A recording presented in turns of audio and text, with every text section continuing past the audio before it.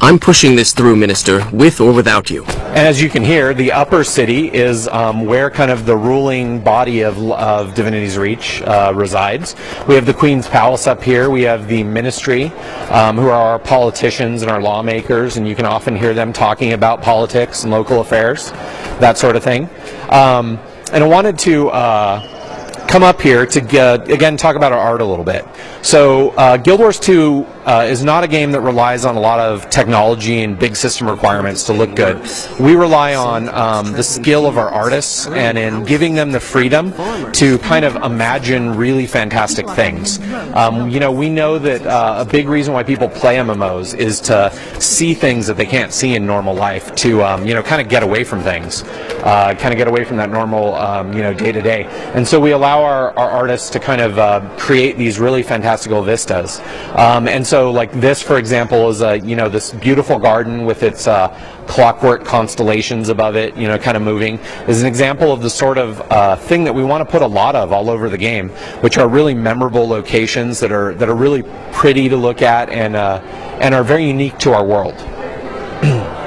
So now we'll kind of continue on. We'll go to, actually, let's open up the map and take a look at the city. It was still a little fogged out, so we'll have to unfog things. There we go. So this is our city. You can see the trail we took to get to where we are. So this whole thing is one big persistent city, with one exception, which is this area right here, which you can see is marked home. This area is our home district. It's an instanced area where things that you do in your story are reflected. So, for example, I might have the chance to decide whether a certain character lives or dies. If I let them die, not only is it maybe going to change kind of the narrative structure, but that character is no longer going to be located in my home area. If I let them live, then they'll be there and I get to, you know, talk to them later on, that sort of thing. Certain buildings can get destroyed. You'll have a chance to save them. A lot of different changes kind of come over our home district here.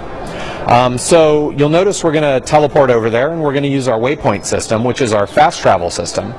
So our fast travel system is kind of an extension of the system that we had in Guild Wars 1. In Guild Wars 1 we had a system called map travel, and we've kind of taken that and made it happen in the persistent world. You can see all these waypoints all over. We have them all unlocked for the purpose of the demo so we can move around. But through normal gameplay, what would happen is you would go out and you would explore and you'd find a waypoint, you'd unlock it, and then you could click to it to teleport it to it for you know, a small gold fee, and you could teleport there instantly.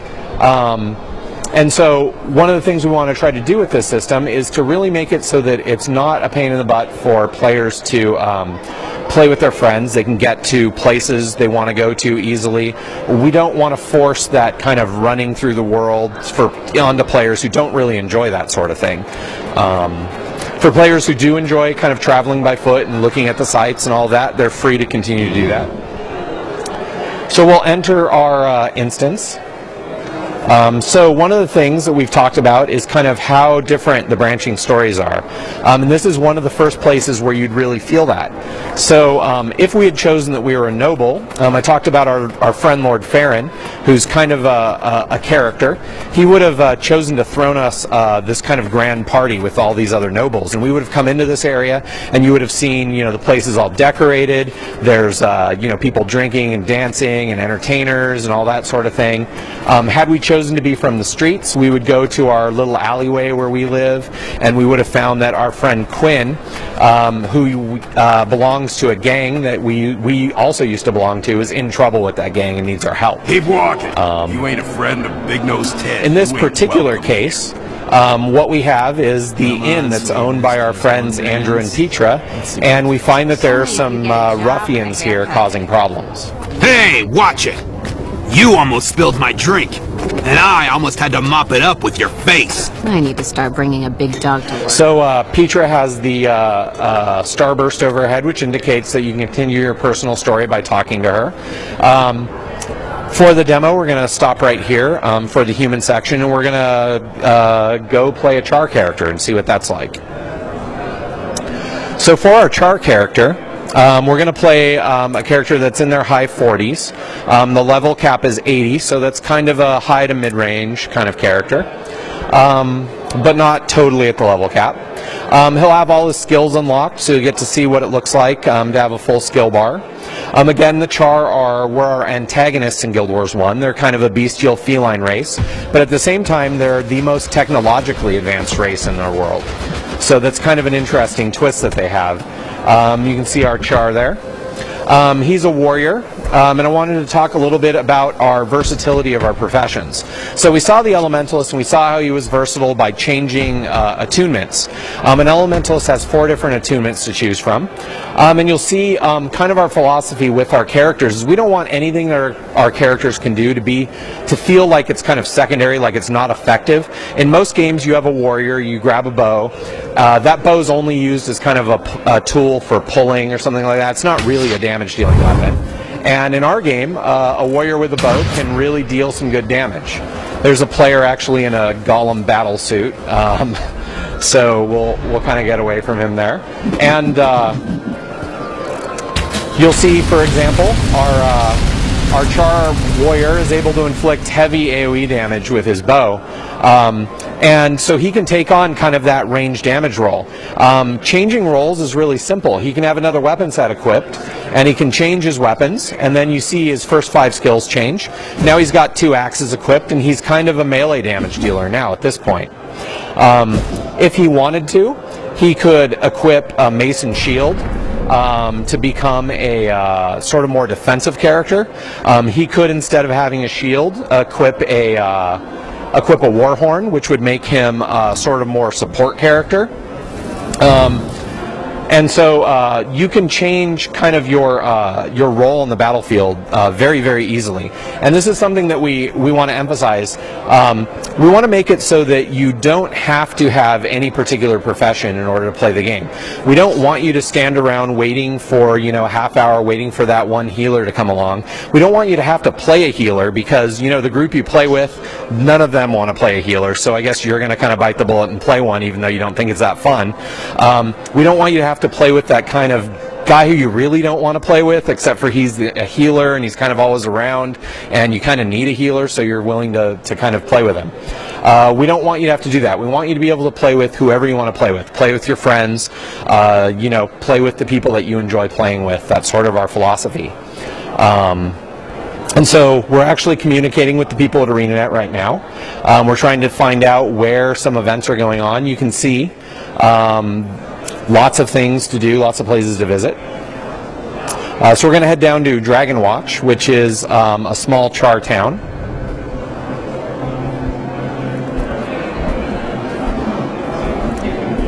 Okay, so this event isn't running. So we're actually going to head down to a fortress called Steel Eye Span. So one of these areas, this area is kind of the area that you remember from Guild Wars 1, the Ascalon area, where the Char summoned all these crystals down and made the place all burnt out and kind of post-apocalyptic. And now it's recovered, except for the fact that one of the Elder Dragons flew over it, and kind of just him flying over it and casting his shadow warped and twisted and corrupted this big swath of the land. And the Char have built this massive fortress over the southern end of it called Steel Eye Span, and Steel Eye Span is kind of constantly under assault from the minions of the dragon. So we've actually seen the minions are attacking now, and so we've got an event. Again, we came in kind of in the middle of the event. You can see one of the wall sections appears to maybe have just gotten destroyed. We're helping to defend Steel Eye Span's walls. Okay, so actually I think that event just failed, and now the minions have broken in, and we have to defend the Tribune here, who's the leader of this fortress. If we fail here, what'll happen is the minions will take over the fortress, and then it'll have an event here to drive the minions out. One thing to note, our event system is what we like to call persistent. It doesn't mean that there are permanent changes in the world. Okay. It doesn't mean there are permanent changes in the world. So this fortress, once it's destroyed, will not stay destroyed forever, but it will stay taken over until players come and change what's going on. So it has persistence to it. Yeah, we're running out of time, Matthew. Is the other event? Okay. Okay. Cool. So we actually have an event that's usually at the end of kind of this long event chain. But for the show, we wanted everybody to be able to see it, so we've kind of made it happen at sort of regular intervals. And we give everybody the opportunity to teleport to it. So this is the confrontation with the Shatterer, which is one of the minions of the Elder Dragon that caused all of this destruction. So again, one thing to note, you know, this is the sort of boss fight that you would normally see, you know, hidden away in a dungeon somewhere, something like that. Matthew, why don't you go man some turrets or something like that, and we can see how that works. So in our game, we want these encounters, these like big epic encounters, to be for all players to be able to participate in. And this is an event. So, you know, it will scale. As our bosses have more players fighting against them, they start getting new abilities that allow them to cope with greater number of players. There are probably, looks like, you know, 30 to 40 players in this fight. And they're all going to get credit for participating if they participate in the fight.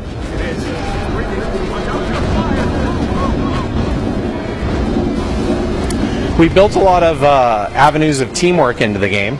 So, for example, all of these cannons and mortars, there are minions that get created by the Shatterer. If the Shatterer lets, if the players let those minions get to the back line, then they can destroy the mortars and cannons, and then the players won't be able to use them.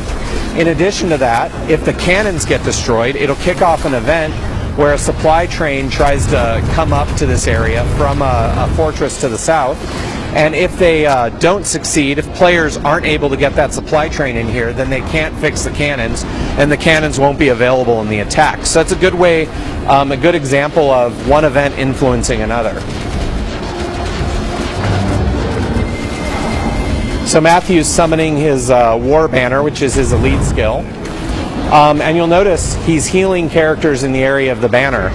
Once again, versatility of our profession. Since he chose to bring a support skill in his elite slot, he can now help out players around him.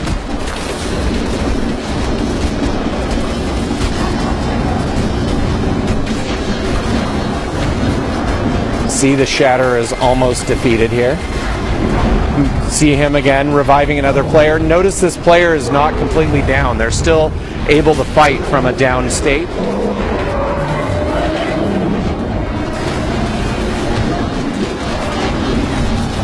Okay, so that was our encounter with the Shatterer.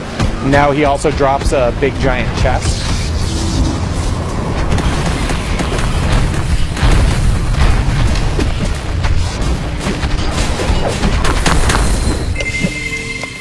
Hey everybody, thank you so much for watching our demo, and we really look forward to seeing you in game.